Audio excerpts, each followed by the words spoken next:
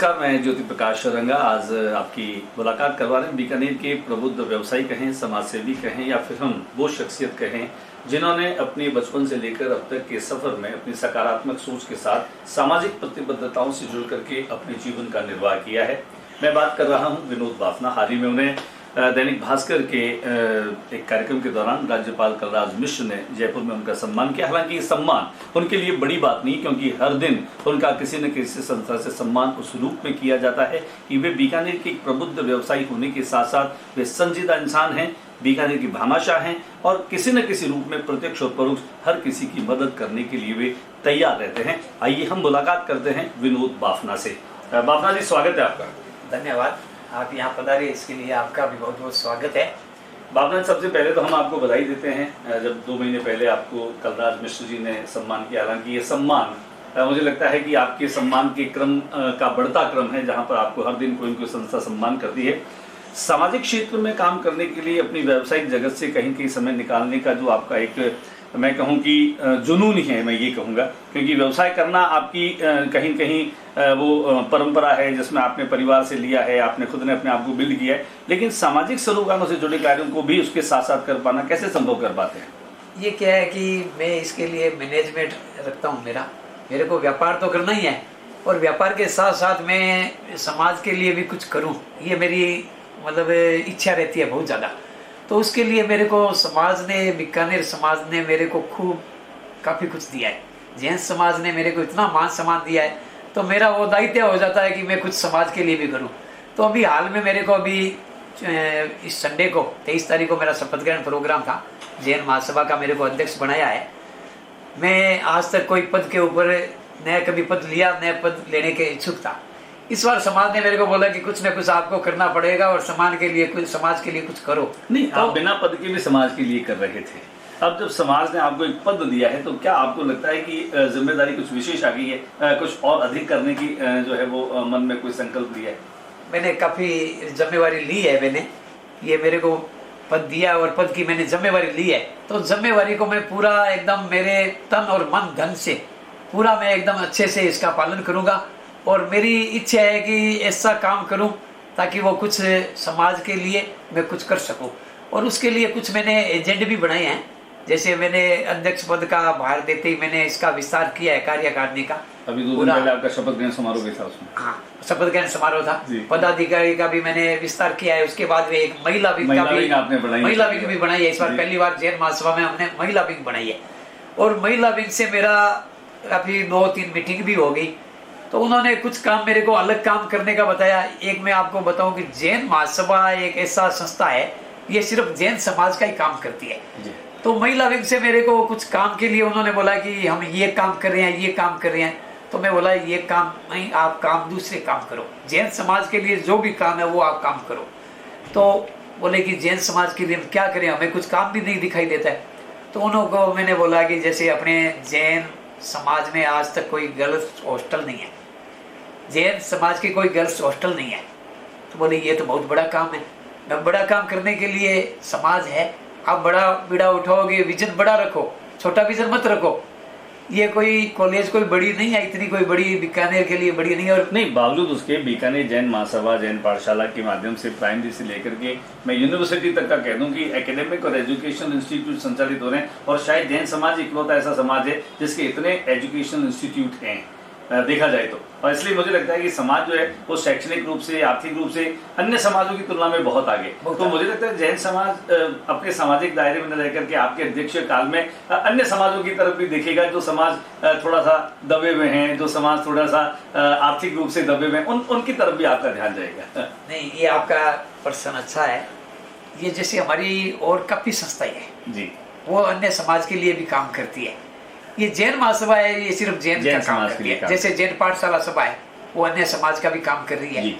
और जैसे महावीर इंटरनेशनल है, जीतो नहीं है, जीतो अभी बनी है, जैन इंटरनेशनल ऑर्गेनाइजेशन जो है, उसका भी कल शपथ ग्रहण प्रोग्राम था। उसमें मेरे को मुख्य अतिथि में बुलाया था। जी जी जी। तो ऐसे प्रोग्राम होते हैं। सारी संस्थाएं जो हैं ये एक दूसरे से जुड़ी है या सारी संस्थाओं का अस्तित्व अलग अलग है? नहीं, ये सब संस्थाओं का अस्तित्व अलग अलग है। जैन महासभा संस्था एक 17 जैन समाज की संस्था ही है। उनका प्रतिनिधित्व कर, एक बड़ी संस्था है, बड़ी संस्था है, उनका प्रतिनिधित्व कर रही है। तो ये समाज की संस्था सामाजिक, धार्मिक, आध्यात्मिक, शैक्षणिक, आर्थिक हर तरह की चीजों में कहीं कहीं अपना हस्तक्षेप रखती है। जैसे मेडिकल में भी रखती है, शैक्षणिक में रखती है, राजनीतिक में भी हम इसका कुछ रखना चाहते हैं। अभी तक राजनीतिक में हमारा जैन समाज बहुत पीछे है, जैन समाज राजनीति में बहुत पीछे है, तो उसके लिए भी हम सोचते हैं कुछ राजनीति में राजनीति करने वालों के लिए सपोर्ट तो जैन समाज का ही रहता है, मुझे लगता है, क्योंकि वो जो राजनीति के लिए जरूरत चीज होती है, हम कहें कि अगर एक अर्थदंड जो होता है ना, जिसके आधार पे व्यक्ति राजनीति करता है, कोई भी काम कर पाता है, वहां पर जैन समाज बहुत मजबूती से खड़ा नजर आता है। वो तो क्या है, प्राचीन काल से भी जैन समाज आगे रहता था। जैसे राजाओं के भी मंत्री होते थे ना, वो जैन समाज के भी लोग होते थे, मंत्री भी, उनके सलाहकार मंत्री वो जैन समाज के होते थे। तो वो तो पूरा प्राचीन काल से भी चलता आ रहा है, और आज भी जैन समाज का अगर प्रतिनिधित्व दिया जाए राजनीतिक में, और मैं दावे के साथ में कहना चाहता हूँ कि राजनीति का नक्शा ही चेंज हो जाएगा। प्रतिनिधित्व मिलता नहीं है जैन समाज को, और जैन समाज को अगर प्रतिनिधित्व मिले तो राजनीति का नक्शा ही चेंज हो जाएगा। एक बार क्या होता है विनोद जी, राजनीति में क्या है, भीड़ तंत्र का हिसाब किताब होता है। आपके पास अगर संख्याने लायक संख्या नहीं है तो ऊपर वाले जो राजनीति करने वाले लोग हैं वो आपको उस तरीके से मान्यता नहीं देते। खैर, राजनीति का अपना एक तरीका है, लेकिन राजनीति दो तरीके से की जा सकती है। मास बेस्ड राजनीति करने वाले लोग होते हैं, एक क्लास बेस्ड राजनीति करने वाले होते हैं जो अपने दिमाग से सारी व्यवस्थाओं को प्रभावित करते हैं। अगर मैं विनोद बाफना की बात करूं तो विनोद बाफना एक व्यवसायी होने के नाते अपने लिए किस तरह के गोल सेट करता है, किस तरह से वो अपने आप को एक व्यवसायी के तौर पर देखता है कि उसने जो सफर शुरू किया था, जो ख्वाब उसने देखे थे, जो लक्ष्य उन्होंने निर्धारित किए थे, वो कहाँ तक पूरे हो, अब तक क्या अचीव करना है। मैं बहुत एक छोटी फैमिली से था, और 2001 में बीकानेर जब आया था, तो जहाँ ये रानी बाजार की फैक्ट्री मैंने लीज पर ली थी, 6 साल लीज पर चलाया था, और 6 साल लीज पर चलाकर उसको फैक्ट्री को, पास वाली फैक्ट्री को परचेज किया, इसको भी परचेज किया। मेरा विजन हरदम से बड़ा विजन ही रहता है, मैं छोटे विजन पर काम नहीं करता हूँ, बड़े विजन लेकर चलता हूँ। भाई आज आपको जो सुन रहे हैं ना, जिनको अपने जीवन में कुछ करना है, आगे बढ़ना है, उनके लिए विनोद बाफना की बात बहुत महत्वपूर्ण होगी कि जीवन में विजन हमेशा बड़ा रखना, विजन बड़ा रखना चाहिए। और विजन बड़ा होगा, वो आप कर्म करते जाओ, मेहनत करो, विजन आपका पूरा होगा, कोई रोक नहीं सकेगा। उस हार मत मानो, कभी हार मत मानो। मेरा विजन है, उस विजन के ऊपर मैं चलूंगा और ईमानदारी से काम करूंगा, और ईमानदारी और साफ सुथरा काम करने वालों की हार होती नहीं है। नहीं, कभी ऐसे अवसर आए होंगे ना जब आपको आगे बढ़ता हुआ देख करके साथ वालों को जलन हुई होगी, साथ वालों ने अरे विनोद कल का आया है, ये हमारे साथ कैसे खड़ा हो सकता है। इस तरह की चीजें हर आदमी की लाइफ में आती हैं। साथ रहने वाले लोगों को भी कई बार ऐसी तकलीफें हो जाती है। आपके जीवन में भी ऐसे क्षण आए हैं? देखो, ऐसे क्षण आए हैं, मैं उसका चर्चा नहीं करना, सार्वजनिक चर्चा नहीं। वो मेरे लिए वो स्पीड ब्रेकर थे, स्पीड ब्रेकर, वो मैं उसको स्पीड ब्रेकर मानता हूँ। उसकी चर्चा मैं नहीं करना चाहता हूँ। वो अपने आप समझते हैं करने वाले, वो मार्केट अपने आप मार्केट बोलता है कि इन्होंने ये किया। बाकी विनोद के लिए वो स्पीड ब्रेकर थे। विनोद जी, व्यवसायिक तौर पे आप एक सफल व्यवसायी हैं। आज की तारीख में बीकानेर के उन व्यवसायियों में आपकी गिनती होती है, जो पहले 10-5 लोग होते हैं उनमें आपकी गिनती होती है। उसके बाद जब आप सामाजिक सरोकारों से जुड़े कार्यों में समय देते हैं तो फिर घर के लिए आपको समय बहुत कम मिल पाता होगा, क्योंकि व्यवसाय करने के लिए भी समय आपको खपाना पड़ा होगा। अब व्यवसाय के साथ सामाजिक कार्यों से भी आपका जुड़ाव हो गया है, तो घर में कितनी शिकायतें रहती है विनोद जी? नहीं, घर में मेरा विशेष का बच्चों का मेरे को पूरा सपोर्ट है जी। वो घर का काम के लिए मेरे को कभी नहीं कहते हैं कि ये काम करो। मेरा भी काम होगा ना तो वो खुद मेरा काम भी करते हैं कि आप कोई बात नहीं, आपको टाइम नहीं है, आप अपनी सेवा करो। यानी आप मानते हैं कि एक सफल आदमी के पीछे एक औरत का हाथ होता है। मतलब आपकी श्रीमती या आपकी घर में आपकी बेटिया या आपकी भाभी या माँ, जिन्होंने आपको समय दिया कि जाओ आप ये काम करो, आपके पेटे का काम जो है वो आपके हिस्से का काम, घर का काम हम करेंगे। बिल्कुल करेंगे। तो आपको उस तरह से कभी चिंता नहीं, मेरी मिसेज का मतलब बड़ा मेरे साथ में हर टाइम कंधे से कंधे मिलाकर चली है उसने, और उसकी जितनी तारीफ करूँ वो कम है, जितनी तारीफ करूँ वो कम है। उसके बाद में मेरे जैसे बच्चे हैं, तो बच्चे आज तक मेरे कहे बिना कहीं इधर उधर नहीं होते हैं। मेरे बच्चे की, मैं बेटे की बात करूं, उसने बेंगलोर पढ़ाई की, तो मेरे को परिवार में समाज में बोले कि आप बेंगलोर भेज रहे हो, ये आएगा नहीं, एक बेटा है, कैसे आएगा आपके पास में। और जिस दिन उसने BBA की, मैं बोला कि 2 साल तुम MBA और कर लो, और 2 साल MBA करके उसके बाद में तेरे को बेंगलोर या कहाँ काम करना है वो देखो। उसने मेरे को एक ही जवाब दिया कि MBA मैं आपके पास करूंगा और बीकानेर आपके पास आकर मैं आपके नीचे ही काम करूंगा। तो उस दिन मेरा सीना लगा कि आपसे ज्यादा बेहतर कौन सिखा सकता है बिजनेस मैनेजमेंट को लेकर के, जब उनके पिताजी खुद साक्षात एक बड़ी इंस्टीट्यूट है तो उसमें प्रैक्टिकली कहीं सीखने को मिला। मैं एक बात और आपसे जानना चाहूंगा, बीकानेर में आज जो इंडस्ट्रियलिस्ट हैं या हम व्यापार आपके उद्योग संघ है, संगठन व्यापार उद्योग मंडल है या अन्य जो संगठन बने, जिस तरह की पॉलिटिक्स वहां पर आ गई है, तो वहां पर आपको अपने आप को कहाँ कंफर्ट फील करते हैं? देखो, पॉलिटिक्स व्यापार में नहीं आनी चाहिए, व्यापार में कंपटीशन होना चाहिए। कंपटीशन क्या है कि विनोद क्या कर रहा है, वो क्या कर रहा है, उससे मैं और ऊपर करूं, वो कंपटीशन होना चाहिए। बाकी राजनीतिक बिजनेस में बिल्कुल नहीं। आप मानते हैं कि इन दिनों एक राजनीतिक आ गई व्यापारियों के बीच में, राजनीतिक आई है, बाकी उनको बीकानेर उद्योग और व्यापार के लिए कहीं ठीक नहीं है, मेरा ठीक नहीं है, ये ठीक नहीं है। आप भी मानते हैं इस बात? ये मानता हूँ मैं, इनको मिलजुल कर बैठ के और समझौता करना चाहिए।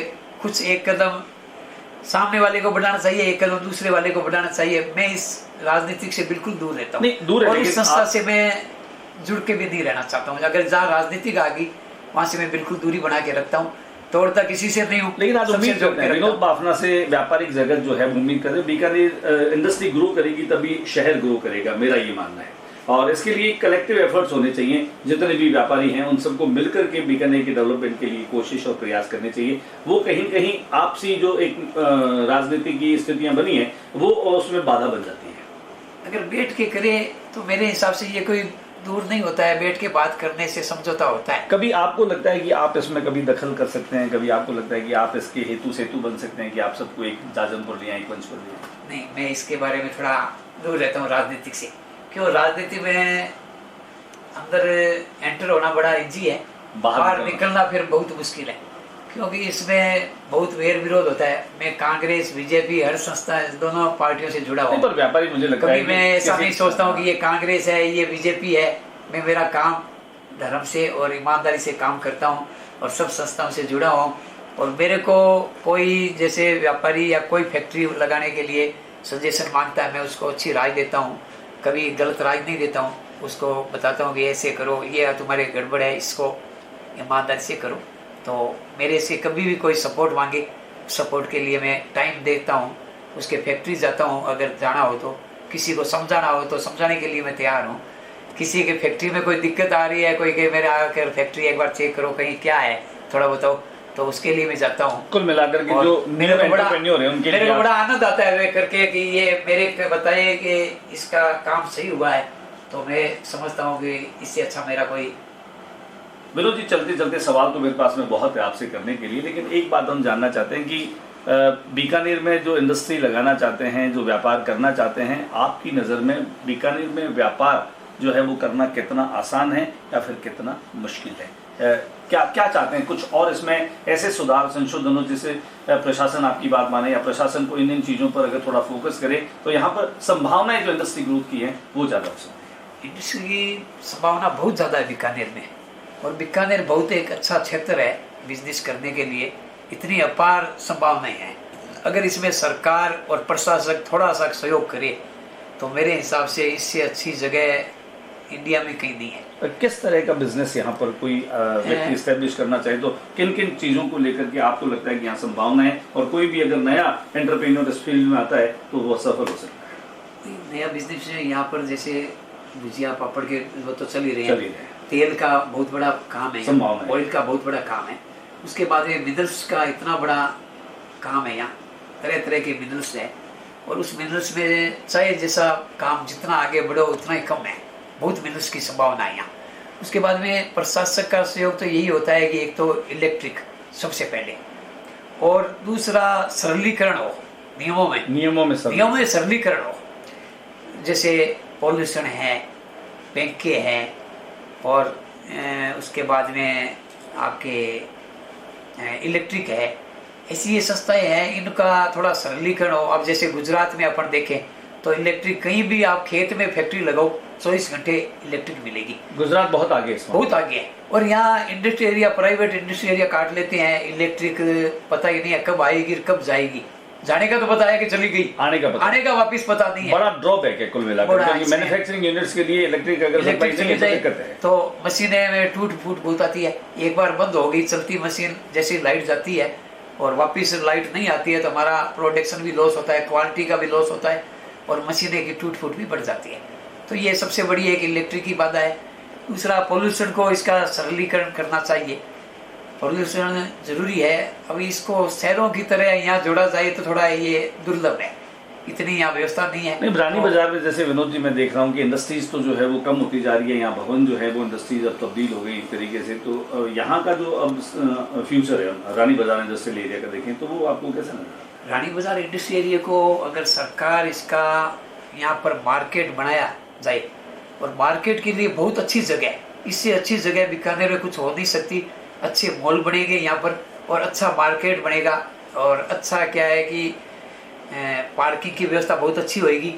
आज मान लो भीड़ में मार्केट है, जैसे अपन केएम रोड जाएं, स्टेशन रोड जाएं या रानी बाजार भी देखें, और ये रानी बाजार इंडस्ट्री एरिया के लिए के अगर मार्केट को काटा जाए तो इससे अच्छा एक तो सरकार को रेवेन्यू भी मिलेगा और बीकानेर का विकास भी होगा, और सेंटर पॉइंट है ये रानी बाजार इंडस्ट्री एरिया। और संभावना है मार्केट और मार्केट की बहुत बड़ी संभावना है, और बहुत अच्छा मार्केट बनेगा।